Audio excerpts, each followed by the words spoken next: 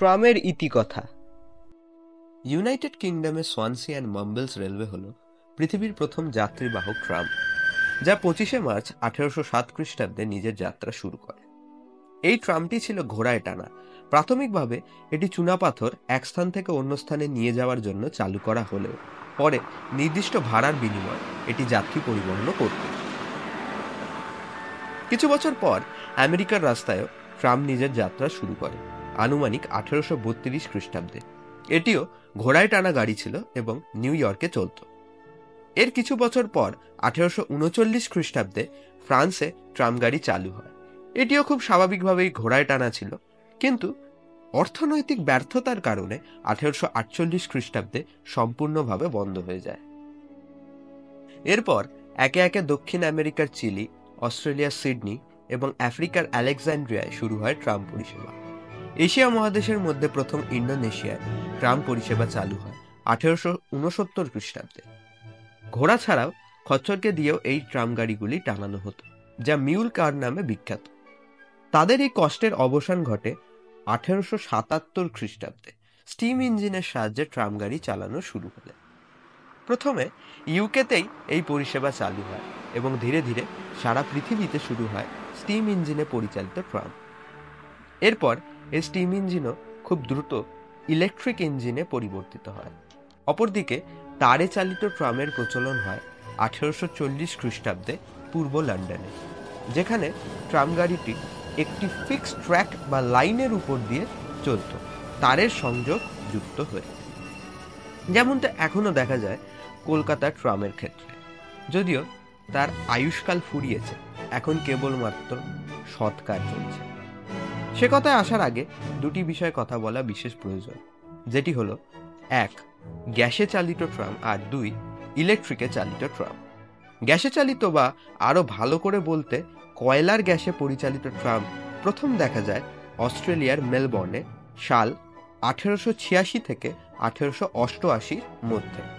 এছাড়া Germany, Poland ও ইউকেতেও এই tram দেখা যেত। অপরদিকে ইলেকট্রিকে চালিত ট্রাম প্রথম নির্মাণ করেন ইউক্রেনের ইনভেন্টর ফিওদর পিরৎস্কি সাল 1875। এর কিছু পরে জার্মানিতে 1881 খ্রিস্টাব্দে প্রথম যাত্রীবাহক ইলেকট্রিক ট্রামের সফল পরিষেবা শুরু হয়। এর আরও কিছু পরে 1883 খ্রিস্টাব্দে ওভারহেড তারের প্রচলন হয়। এমনকি ব্যাটারি চালিত ট্রামও 19 শতকের শেষ ভাগে দেখা যায় অস্ট্রেলিয়ার বেন্ডিগো শহরে, কিন্তু 3 মাসের মধ্যেই সেগুলি ঘোড়ায় টানা ট্রাম দিয়ে বদল করা হয়। ইদানিংকালে চীনের নানজিংয়ে 2014 সাল থেকে ব্যাটারি চালিত ট্রামের বিশেষ লাইন তৈরি করা হয়েছে, যেখানে এখনো পরিষেবা চালু আছে। সময়ের সাথে পা মিলিয়ে মানব সমাজ তথা বিজ্ঞান যানবাহন বিষয়ে যত উন্নতি করেছে, ততই ট্রামের পরিষেবা যেন কমে এসেছে। মানুষের জীবনের দ্রুততার সঙ্গে পা মিলিয়ে চলতে গিয়ে ট্রাম যেন অনেক পিছিয়ে গেছে। তাই 1950-এর দশকের পর থেকেই ইউরোপ, আমেরিকা ও অস্ট্রেলিয়ার অন্যতম দেশগুলিতে এর পরিষেবা কমতে কমতে একসময় শেষ হয়েছে। আবার কিছু কিছু দেশ এই ঐতিহ্যকে বাঁচিয়ে রাখতে ট্রামকে আবার নতুন করে সাজিয়েছে এবং উন্নতি হয়েছে ট্রাম প্রযুক্তিরও। চায়নার নানজিংয়ের ট্রাম পরিষেবা তো আছে, এছাড়া আছে ব্রিটেনের ব্ল্যাকপুল অঞ্চলের ট্রাম পরিষেবা। এছাড়া ইটালি, নেদারল্যান্ডস ইত্যাদি দেশও ট্রাম পরিষেবাকে প্রিজার্ভ করেছে, কতকটা ট্যুরিস্ট অ্যাট্রাকশনের জন্য। কলকাতার ট্রাম ব্যবস্থা: Howrah bridge, Victoria Memorial, coffee house আর ট্রাম, এগুলি যেন কলকাতারই আরেক নাম। এই ট্রামের ইতিহাস ভারত তথা কলকাতার বেশ প্রাচীন। মজার ব্যাপার, ভারতের সব প্রধান শহরগুলিতে ট্রাম বন্ধ হয়ে গেলেও কলকাতায় তা বহমান পরিষেবা। কিন্তু আজ আমরা ট্রাম বলতে যা বুঝি, শুরুর বছরগুলিতে এমনটা একদমও ছিল না। 1873 খ্রিস্টাব্দের 24শে ফেব্রুয়ারি প্রথম ট্রাম পরিষেবা কলকাতায় শুরু হয়। তখন সেটি ছিল ঘোড়ায় টানা ট্রাম। এটি কলকাতায় যেমন তেমনি ভারতেও প্রথম ট্রাম পরিষেবা। এটি শিয়ালদা থেকে আর্মেনিয়ান ঘাট স্ট্রিট অবধি চলত, কিন্তু বিভিন্ন কারণে এই পরিষেবা 20শে নভেম্বর পুরোপুরি বন্ধ করে দেওয়া হয়। এরপর 1880 খ্রিস্টাব্দে ক্যালকাটা ট্রামওয়ে কোম্পানি সংগঠিত হয় এবং ঘোড়ায় টানা ট্রামের মধ্য দিয়ে ট্রাম পুনরায় কামব্যাক করে। এই সময় বেশ কিছু নতুন ট্রাম রুট শুরু হয়। এরপর 1883 খ্রিস্টাব্দে খিদিরপুর অঞ্চলে স্টিম ইঞ্জিন চালিত ট্রাম শুরু হয়। এই সময় বেশ কিছু নতুন ট্রাম লাইন শুরু হয় এবং পুরনো লাইনগুলি সংযোজন করা হয়। গড়ে ওঠে এসপ্ল্যানেড থেকে নিমতলা স্ট্রিট অবধি প্রসারিত ট্রাম ব্যবস্থা। এরপর 1900 খ্রিস্টাব্দে প্রথম 4 ফুট 8.5 ইঞ্চির ইলেকট্রিক ট্রামের ট্র্যাক রাস্তা তৈরি করা শুরু হয়। প্রথম পরিষেবা শুরু হয় 1902 খ্রিস্টাব্দের 27 মার্চ এবং ট্রামটি ছিল এসপ্ল্যানেড থেকে খিদিরপুর অবধি। পরে ওই বছরই 14 জুনে এসপ্ল্যানেড থেকে কালীঘাট অবধিও আরেকটি লাইন শুরু হয়।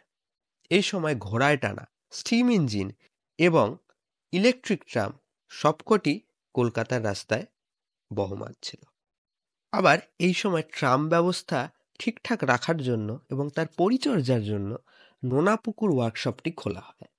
এরপর শিয়ালদা থেকে হাওড়া ব্রিজের একটি নতুন রুটও চালু করা হয় এবং কলকাতার সমস্ত লাইনে ইলেকট্রিক ট্রাম চালু করা হয়।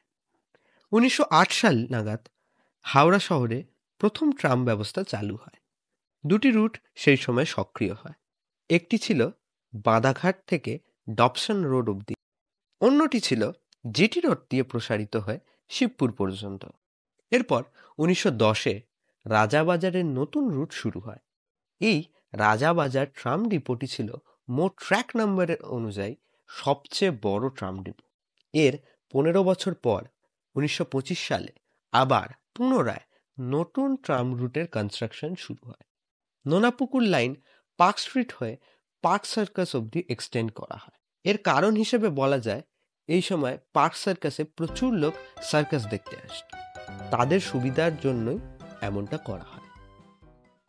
এর অনেক পরে 1943 খ্রিস্টাব্দে নতুন হাওড়া ব্রিজ তৈরি হলে, অর্থাৎ এখন আমরা যে হাওড়া ব্রিজ দেখি তা তৈরি হলে হাওড়া ও কলকাতার লাইনকে জুড়ে দেওয়া হয়।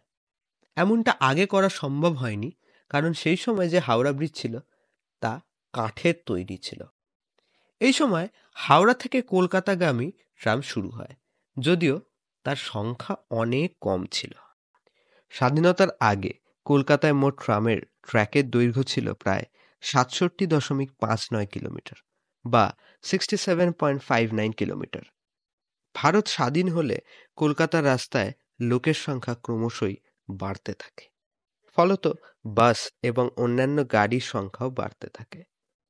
এই জন্য ট্রামের ট্র্যাকে কিছু বদল করা হয়। এরপর 1967 সালে পশ্চিমবঙ্গ সরকার ক্যালকাটা ট্রামওয়েজ কোম্পানি অ্যাক্টটি পাশ করেন এবং ট্রাম ব্যবস্থার সরকারিকরণ করা হয়। এর আরও কিছু পরে 1976 সালে 8ই নভেম্বর ক্যালকাটা ট্রামওয়েজ কোম্পানির জাতীয়করণ বা ন্যাশনালাইজেশন করা হয়। এত কিছু করার পরও 1980 সালে সম্পূর্ণরূপে ট্রাম বন্ধ করে দেওয়ার প্রস্তাব ওঠে।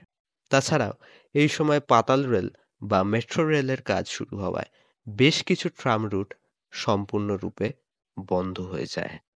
1990 সাল আস্তে আস্তে ট্রাম কোম্পানি প্রচুর লোকসান দেখতে শুরু করে, ফলে সিটিসি বা ক্যালকাটা ট্রাম কোম্পানি 1992 সালের 4 নভেম্বর 40টি বাস সহযোগে বাসের সার্ভিস চালু করে। এরপর ট্রামের শেষের দিন শুরু হয়। একে একে বন্ধ হতে থাকে আরও বেশ কিছু ট্রামের ডিপো কিংবা টার্মিনাস।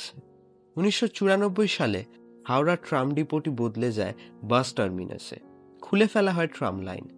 যুক্তি হিসেবে বলা হয় পৃথিবীর ব্যস্ততম ক্যান্টিলিভার ব্রিজটি ট্রামের ভার বহন করার মতো ক্ষমতাশালী নয়।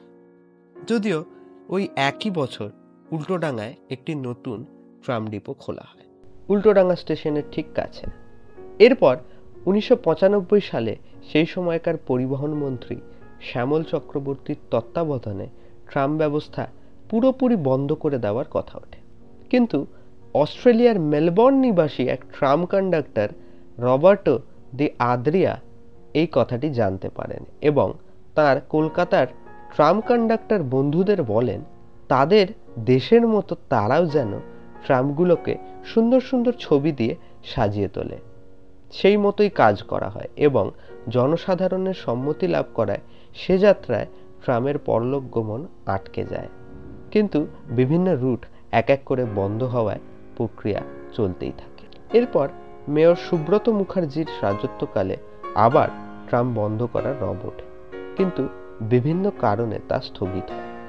তারপর নতুন সহস্রাব্দ বা মিলেনিয়া আসে, অর্থাৎ 2000 সালে শুরু হয়। সঙ্গে শুরু হয় লাইনের কংক্রিটাইজেশন। এই সময় মেট্রো খুবই জনপ্রিয়তা লাভ করে এবং মেট্রোয় বেশ কিছু নতুন রুটও শুরু করা হয়। ফলস্বরূপ সেই সকল স্থানে ট্রামের চলাচল বন্ধ করে দেওয়া হয়। একে একে সব জনপ্রিয় টার্মিনাস ও রুট বন্ধ হতে থাকে। অধিকাংশ ব্রিজেই ট্রামের ট্র্যাক সরিয়ে ফেলা হয়। এরপর ট্রামের মধ্যে কিছু নতুনত্ব আনা হয়, যেমন 2013 সালে চড়ইবেতি ও রূপসী বাংলা নামে দুটি এসি ট্রাম চালু করা হয়। শুরু হয় এক কামরার ট্রাম। 2014 সালের 30শে নভেম্বর একটি ট্রামকে মিউজিয়ামে কনভার্ট করা হয় এবং নাম দেওয়া হয় স্মরণিকা। ঘোড়ায় টানা ট্রাম থেকে শুরু করে ফাইবার বডি ট্রাম অবধি ট্রাম বারবার নতুন নতুন রূপে ফিরে এসেছে। যদিও বর্তমানে কলকাতায় ট্রামের একমাত্র দুটি রুটই বেঁচে আছে। একটি হলো 5 নম্বর রুট, যা শ্যামবাজার থেকে এসপ্ল্যানেড অবধি চলে।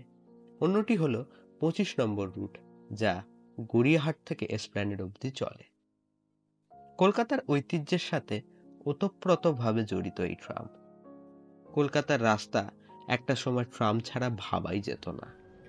আজ সেই দীর্ঘকালের যাত্রা চিরকালের মতো বন্ধ হতে চলেছে, কিন্তু কলকাতাবাসীর মনে এবং স্মৃতিতে ট্রাম এক অবিচ্ছিন্ন অঙ্গ হয়ে থাকবে চিরকালের জন্য।